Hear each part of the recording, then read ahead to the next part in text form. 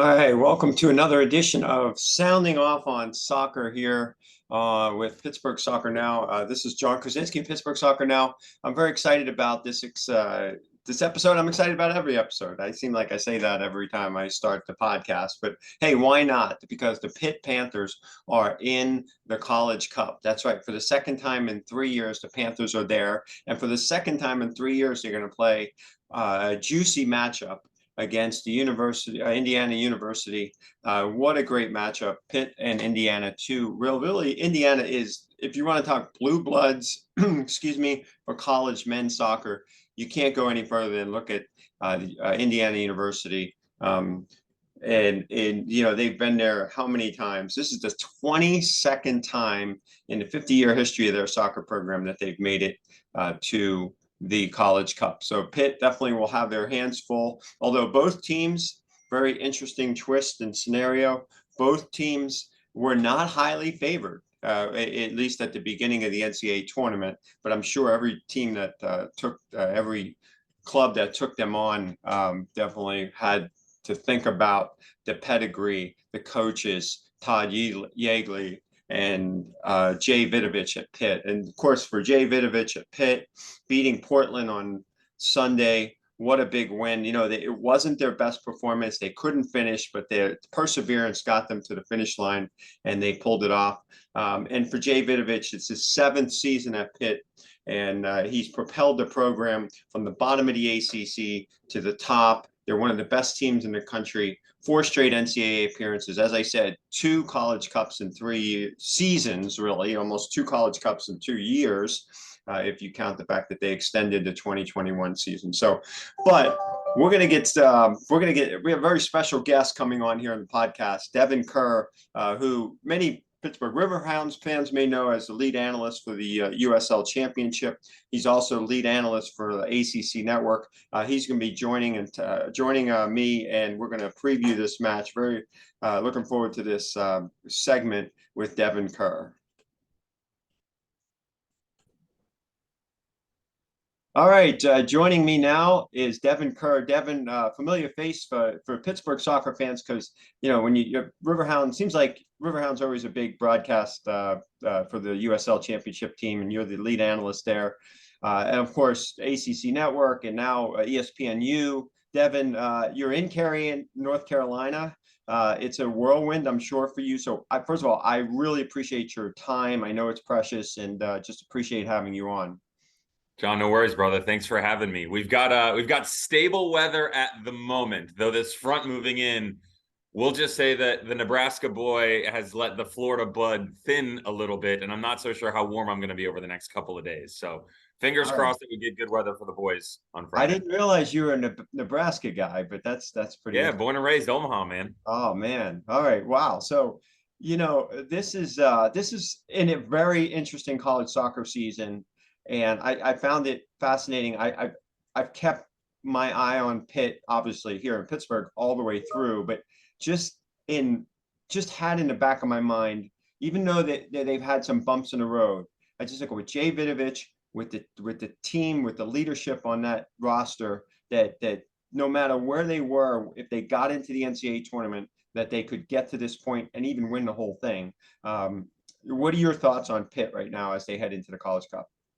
I carry very similar thoughts that I did when we got the opportunity to speak a couple of times earlier this year.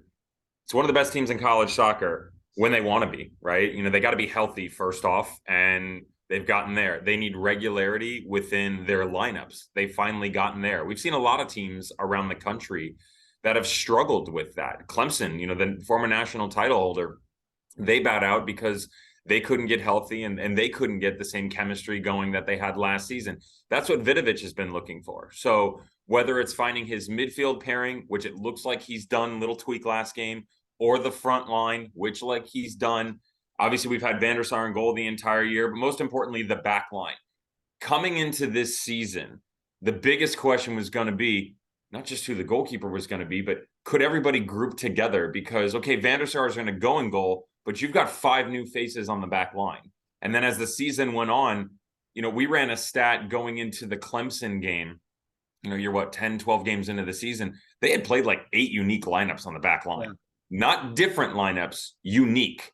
Think about that for a second. If you don't put the same people back there, it's almost impossible to find a way to get a result within all of that, John. I mean, I'm a former center back, and when there's no regularity around you, people take for granted what the tendencies of a player are, and plus, like, when you start getting momentum, and just like you see with substitutions, it affects the overall flow of the game. And that's what they've gone through. And yet you have this conversation with me, you have the conversation with Vidovic, Bohanic, anybody on the coaching staff for those players. That team can play, man. They do it right. And I'm not knocking any other team that's in the College Cup or around the country, just the overall style. There's such a grace about the way that this team moves the ball around the field and the way that they try to attack. And it certainly doesn't hurt, by the way, that arguably the most attacking, impressive, dynamic duo in the country and Jacques and Noel are in form, 4 goals and 3 assists in the last 4 games. Not too bad. Yeah, and the back line, like you said, they kind of figured things out, and having it started out, like you said, lots of different combinations, but the Learman-Gilman combination's interesting because we're so used to in Pittsburgh seeing really big back lines, Bob Lilly and the Riverhounds, and even Pitt has seemed like they've had some really big guys back there. What are your thoughts on that center back pairing, and of course the outside backs and kind of rotation? But he's really settled in on Rosa, who's just gets forward so much and is involved in the attack, a former attacking player, midfielder at St. Francis. And then on the left side too, just thinking about what he's done there, and using I'm sorry, I'm losing my train of thought here, but yeah, I mean, just so, yeah, that's it. That's been an interesting pairing, but it's since the NCAA tournament has started, this has been the group. Yeah, coming into the season, it was probably the biggest question in a good way that Vidovic had of the team, because you lost Crivello, who transferred to UCF for personal reasons, and so you kind of looked around and went, okay, they brought in Enrique Galina, they brought in Yanis Learman. The theory was those two were going to be the guys. People forget that Jackson Gilman actually started the season as an outside back, but his natural position is more of a right center back. Odd, because at Philly he was actually a left center back or a 6, but you can kind of play him anywhere, right? The kid's consistent, and he's a freshman, which is crazy. Unbelievable. But as the season has gone on, Learman's been hurt, Galina's been hurt. Both of them have been in and out of form. Jay has settled on Learman. I don't mind it. I'm actually comfortable with either one, to be fair. I do like Learman better. I think his distributional capabilities edge Galina in that sense. The height is something that I'm with you. You are used to, just in college soccer in general, seeing bigger guys in the back line, and that's not necessarily the case here. Mayufo's 5'8", Gilman's 5'11" on a good day, all due respect, because that's one of my favorite players on the team. And Lucas Rose is listed at 5'8" as well. Learman's the only one above 6 foot. So you don't necessarily have the same commanding presence that we saw in years past, but they do have a similar style in the way that they build. Yeah. The balance used to be different in terms of the outside backs because, Abelnati, Shefketi, of course, Laffelzend, who used to be here, these guys that they use, there used to be a little bit more of a tandem pairing when they went. Now they seem to overbalance on the right-hand side, and that's their tendency. I don't think there's anything wrong with that. Lucas Rosa, to your point, he's an out-and-out number 10. The entire coaching staff will tell you this is a former All-American, right, that transferred here from St. Francis, NEC Player of the Year, who's asked to play a different role. And within that role, he still gets to do the things that he likes, gets high up on the field, gets to attack, albeit in certain areas, in a wider position for sure. But the way that they invert him into the midfield, it adds a layer into the attack.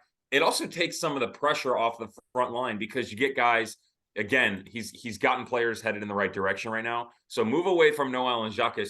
The question was always going to be the third. But as Rosa comes up in, you add a layer to the attack. You can also bump someone out of the midfield.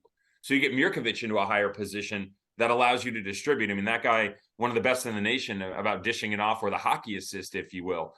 It's one of the more dangerous teams in terms of form right now that you're seeing coming into the tournament.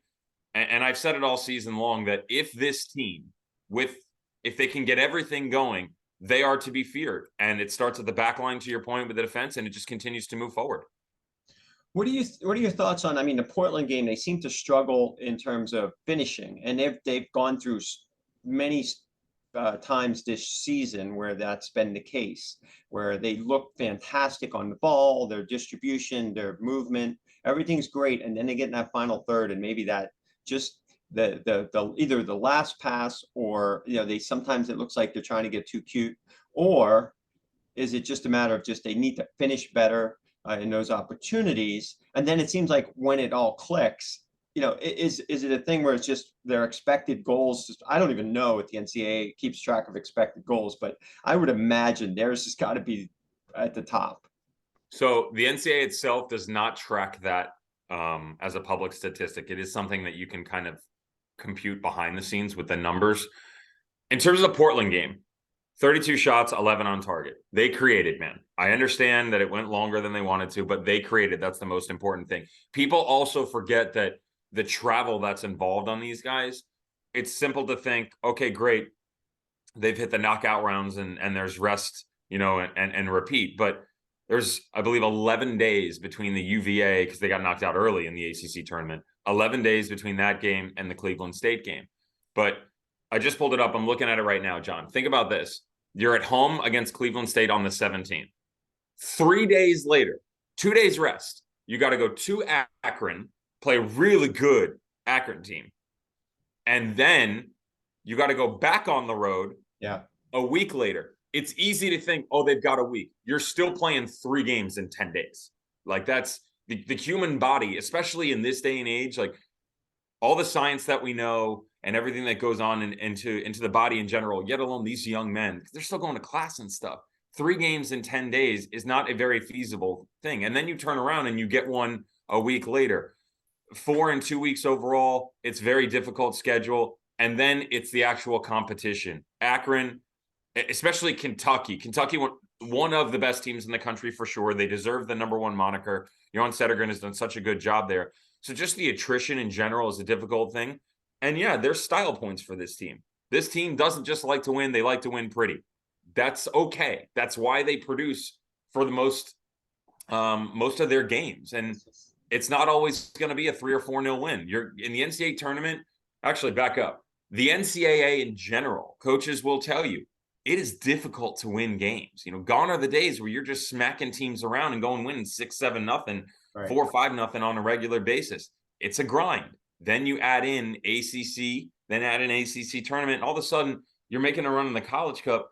These games are not easy. Even Cleveland State, they're very, very difficult to manage. And I think it's more of a testament, to be fair, to Pittsburgh and what they've been able to do, because they have gone. I mean, think about the Kentucky game. You're not supposed to go to Kentucky and be down a man and go win that game, right? And they did. It's a character thing. And it's also a very, very different team than what you saw in 2020. People should be careful to think, 2 College Cups in 3 years. There are a couple, but there are almost no remaining members from that team. Correct. Yeah, absolutely. And their opponents, Indiana, may have a few more players coming back from their 2020, 2021 College Cup. I'm so confused with all the it's just 20, even though it's the spring of 21. For historical purposes, the record books say 20. So there you go. Yeah. So, I get right to Indiana. Let's talk about them. Todd Yeagley is the head coach, 5 College Cup appearances, and what they did so well. I know it's 2 different teams and 2 different matchups. And Jay Vidovich's quote, I believe on Monday, was they look very much like an Indiana team that we faced. And obviously Jay is super familiar with that program, and especially their history, because he was part of it many, many years ago. But just what are your thoughts on this team? Well, I would imagine last time they played, they kind of sat back, countered when they had the opportunities. Pitt didn't really finish, and Indiana just made the most of something late. So it is kind of funny, by the way, you talked about Vidovich being a part of it so long ago, a player in the 70s for sure. Jay Vidovich, Indiana Tide, now a head coach. Todd Yeagley, of course, not only is he the coach of Indiana, played, his alma mater, guy won the Herman back in the day. Remember the Mac Herman years ago was actually split. So he and Mazanov, 2 players from Indiana, split it back then. And then why is my mind escaping me? You're in. Sorry. So those two specifically in the College Cup. The coaching tree itself is actually really interesting when you continue forth around the NCAAs. Brian Plotkin, another great player, won a national title. He's at Army now. He was an assistant at. Was he with you guys? Was he with Pitt? I don't know. Anyway, With the coaching tree itself is actually really, really impressive. And so Indiana just has its hands all over the College Cup, as they always do. 30,000 feet. Indiana, really simple. They're going to outwork you. There's no question about that. The question is, how good can you be when they're chasing you? Because they don't ever stop. I called their first game of the year against Clemson. They were on the road. Clemson was 1. I think Indiana was 8 at that point in time. And Indiana got smoked. Now, the scoreline doesn't necessarily say that, but they got outplayed. And I came away from the game going, I'm concerned for this team. And it wasn't because it was the first day of the year. It was just an overall skill set. And I should apologize to them because you never, ever count out an Indiana team. They've had their ups and downs. They'll be the first ones to admit it this season. They lost that first game, John. But if you look at their body of work, it's pretty interesting because they lose that game, excuse me, and then they go. It was like win, loss, right? But their wins are 3 wins in a row. They beat Akron, They beat Butler. Butler on the road, by the way, really good Butler team. You lose to Ohio State, they draw. Almost every single time this year when they've lost, they follow by a draw, and then they start to build up momentum again. You rattle off a couple of wins, but then the same thing. Kentucky smacked them around in Indiana. Nobody goes to Indiana and beats you like that, but same thing. Evansville, trying. And then, you start to build it again. They bowed out of the tournament in the Big Ten. That was a big talking point for them. This team only knows success. They only know trophies. And that happens every single year. Now, they don't necessarily get the College Cup every single year, but they win a Big Ten title regular season or they win a Big Ten tournament. They didn't win either, and there's a big chip on their shoulder about that. I've heard it multiple times from the staff and from the players. We lost 2 trophies this year. We're not about to lose a third, and they outwork you. 22 College Cups in 50-year history. They're 44%. 24. That's unbelievable. It's ridiculous. That's you can see that in college basketball. And you know what, though? Like, they change every year too. Like when I say it's not the most talented, I'm not saying that these kids aren't talented. I'm saying, like, when I look at historical rosters for Indiana, I mean, their 2018 team was incredible. Like, I remember it was one of the first college games I had called in Bloomington. That's, Mecca for college soccer, and looking around and there's banners and trophies and things hanging on. And I remember that team. That team had pros littered all over it. And it seems like the last couple of years, they still have pros, but they just do it differently. They're not as pretty. It doesn't look like Pitt, but who cares, right? You still get results. I mean, they tweak their front line a little bit. What you will see out of them is it's always going to be Sam Sarver. The question is, who's going to be his running mate? Are they going to drop one underneath and a guy like Tommy Mahalik, who's an awesome talent, probably the most skilled player on the team, plays in that 10 type role, kind of wanders and is the chance creator? Or are they going to bump an extra one onto that front line with Gumbali, and even Endley can come up there? That's pretty much where the style of them changes, because when you work back, it's quite linear. There's a flat back 4. They do pivot on the right-hand side, kind of similar to Pitt. Nick Sessick, a guy that Pitt people should know all about, a transfer here. They flatten into a 3. I wonder if it gets too wide at times, which will bode well for, the press of Pitt, bumping an extra one, coming out of the midfield, pushing up next to whoever's in the 9. It could be, Sam Cowell, Lucchini, Noel, whoever steps up in there, it can create an overload. But the recovery is always great. Like, I wrote down a specific play. It was in the Wisconsin game earlier this year, and Mayer starts to slip over, Joey Mayer, and everybody talks about his brother Jack, rightfully so, Nashville draftee, but Joey can hold his own, and the junior starts to commit to the outside. You see him peek over his shoulder, see his run behind him. 99.9% of the time, everybody else is chasing into the corner, trying to go win that ball. And if you don't get there, you're in trouble because you just hung the rest of your teammates out to dry. But this kid recognizes, oh boy, I can allow that run to go down into the corner because it's not as threatening as what's going on behind me. Turns, immediately retreats. Player picks up the ball in the corner, whips it in, and guess what? Joey Mayer's sitting right there at the top of the box. That's one example, but they all do it. Daniel Mooney, Brett Beebe on the outside. They're so impressive in recovery runs. It's why they're very difficult to break down defensively. And Pitt's movement in the final third, I think, is important. Sometimes Jockerson just tends to just keep going the same direction, but then when they move him inside, sometimes it helps because I think it keeps the back line and the defending midfielders guessing about where he's going to be. I think that it seemed like, I don't know if you saw it or watched any of the Portland did that. All of it, yeah.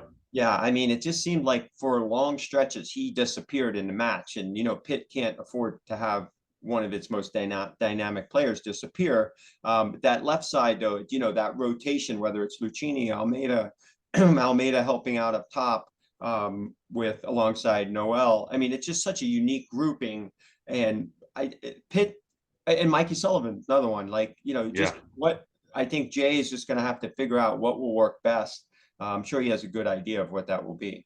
Yeah, and yet to your point, although I have noticed Jockerson more this year than others, like sort of drift in and out of games, and yet in the 104th minute still produces what's necessary, right? I mean, that's the thing about them is he and Noel's been more consistent for sure. He also hasn't been injured, so that's something that Jockerson has been dealing with and really carrying all season long. Mm-hmm. That even when they're not at their best, it doesn't matter. Like they're that good that they can produce that moment. And that's what Jay Vidovich is looking for, especially when you get into these tournament games. Like people sit back and they want to talk tactics. I'm the first one, right? Like, how does this look? What does that look like? Sitting down with coaches and talking about the breakdowns. But it's not like for the most part, there's going to be anything magical at this time in the season that's going to change. Like you are who you are. And tactically, what these guys are capable of. Like, that Valentin Noel, regardless of anywhere that he is on the front three, he's going to be good with the ball at his feet. He finds these little spaces in the box, and that's what he's going to be. Jockerson's going to be great in transition. Just got to find him comfortable on either wing. Yeah, there's a tendency on certain sides, but you need to get him the ball to be able to have the ball out in front and attack players. They're not all of a sudden going to switch that.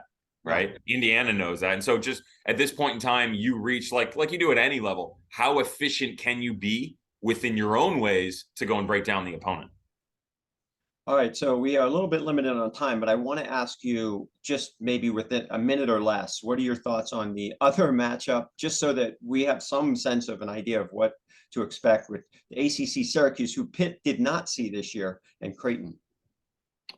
Good question. So I would say that in terms of the styles, a little bit more dynamic than what you're going to see out of the Pitt Indiana game. I'm guessing there's a lot more rotation within the two systems. They've got Creighton have the number one attacker in the country in Duncan McGuire. He's got 22 goals in 23 games. Math checks out that's pretty good, John. I really like the two outside players though. In Giorgio Probo, the way that he sits, and Jackson Castro, the way that they sit. Those two guys, for me, the way that they attack, they create everything. And so with an influx of players on the inside, it's going to create, you'll see like 5 or 6 bodies at a time, not including Duncan McGuire. So it's really going to challenge the interior guys like Jackson Walty and Mirkovic defensively to be able to hold that space and then attack going the other way. You got to make sure that it's 2 units. That's the one area that I'm interested for if they got matched up against each other. In terms of the matchup against Syracuse, though, Creighton, as they go, Syracuse want to be on the ball. Both these teams are transitional. Anthony Sinclair, watch him, Costa Rican Youth International player, holds down the fort on the inside. Really impressive with Krzyzewski and the way that he creates going forward. And, I mentioned the dynamic duo, if you will, with Jockerson and Noel. Levante Johnson and Nathaniel Opoku have 19 goals and 12 assists between the two of them. They're really, really good. It's kind of like fire and ice. One guy's he's very direct. Levante Johnson got a tremendous work ethic. He chases, he pushes you into uncomfortable situations to turnover and then goes the other way. And then Nathaniel Opoku is Unpredictable.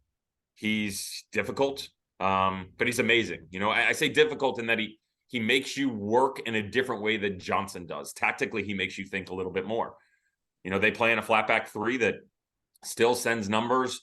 Both of these teams really comfortable transitionally, and I expect a wide open affair with a lot of goals.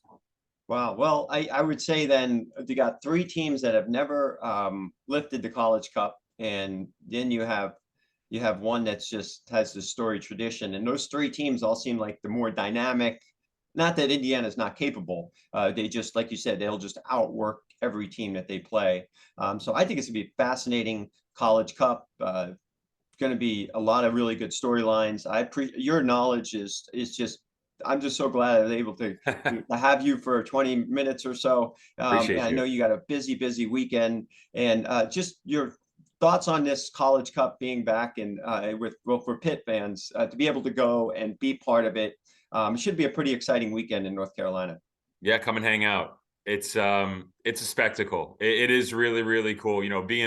Being an Omaha boy, although the venue has changed, Rosenblatt for the College World Series was, right, where everybody flocked to every single year. Kerry's become that, the de facto recently, right? Because of COVID and the way things have changed. It's always been a location, but, recently, it's 4 years running now that we've had it here. It's not going to be here next year. It goes to Louisville. So come and experience it. If you get an opportunity, drive down. Great matchups, great storylines. There's the Indiana coaching tree. We've got two former Mac Herman players, Johnny Torres from Creighton.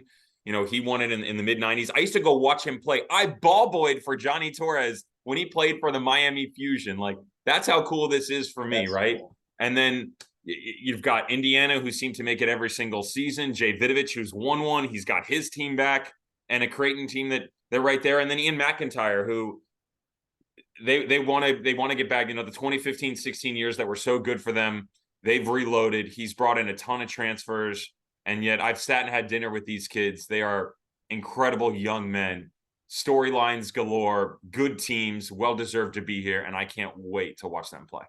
And we will be there too. Pittsburgh Soccer Now team, Dominic Campbell will be there Friday. If all goes well for Pitt, I will be there Monday. So looking forward to the weekend. Cannot wait.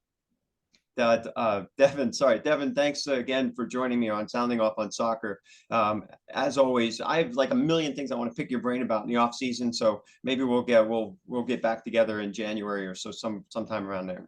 Count me in. I told you, coming in December 22nd, my first day off since late January. So let's get it done anytime after the fact. Appreciate you having me on, John. Best of luck to your guys. All right, thanks. The busiest man on this soccer analyst on this side of the Atlantic. All right, love it. Take care, Devon. Cheers, brother.